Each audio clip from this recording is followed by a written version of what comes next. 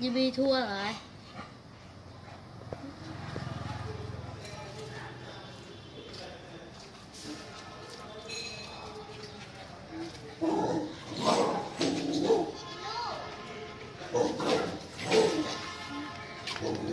Kệ nó tôm.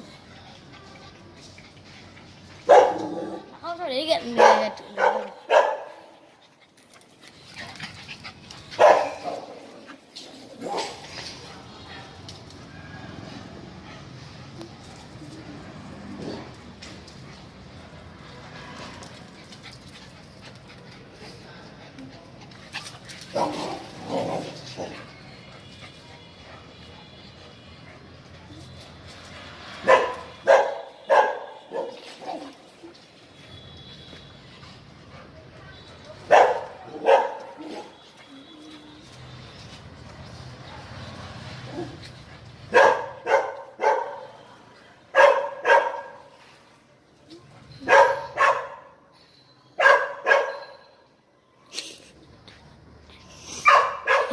Chết.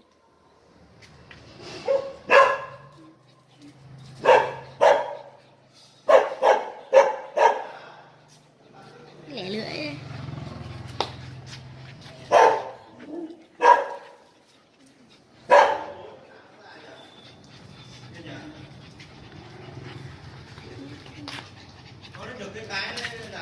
Cũng được ấy. Con ấy đã biết làm gì đâu. Cho hai người kết hôn với nhau. Con này giống Nhật con. Với nhau.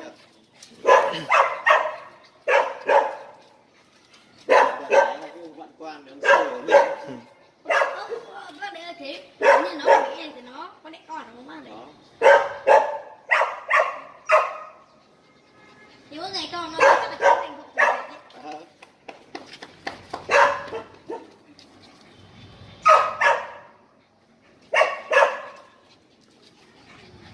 Hai con này ra thì sao thì có đẹp nhỉ? Chả biết rồi. Lông nó giống nhau. Đấy là gì cứ chỉ thằng cái đè cái như vẫn nhau ấy.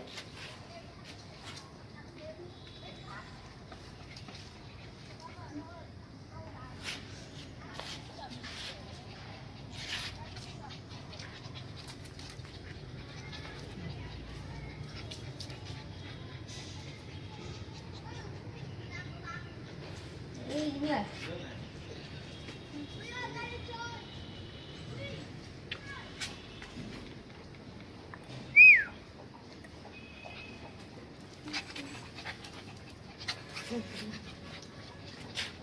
Ui sạc.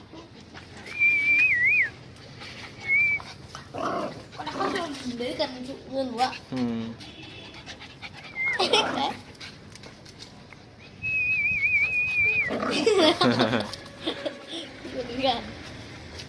Ghen đấy.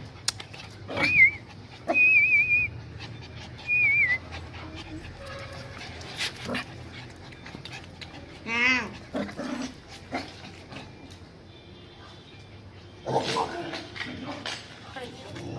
Bạn nó vợ.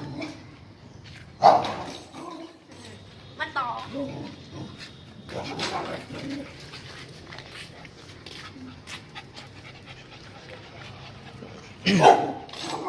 Ai là nó bị gục để vợ.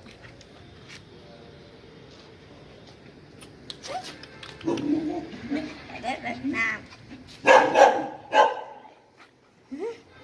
Không ra.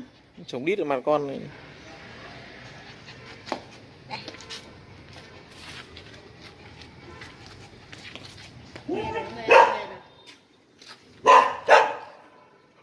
Con này cái màu chiến. Ơi, bây giờ bố tắm nó này bố nhá.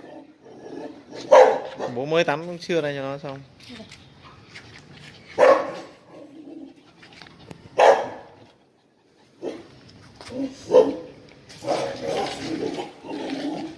Người này bây giờ người nó bốc mùi ạ.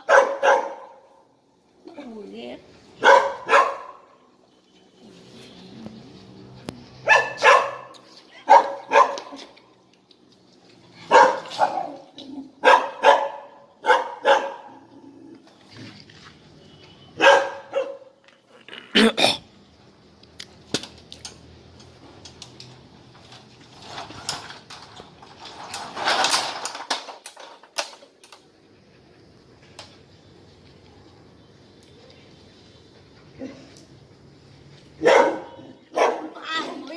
Ừ. Con nó có ai nhỉ? Ở nhà bác ấy. Ai à? Bác Phong.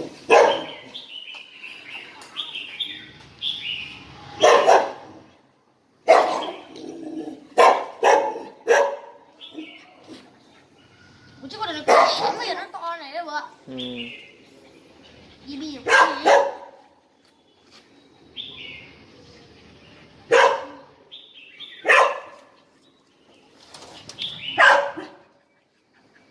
Nhìn chẹo hai con này là khác.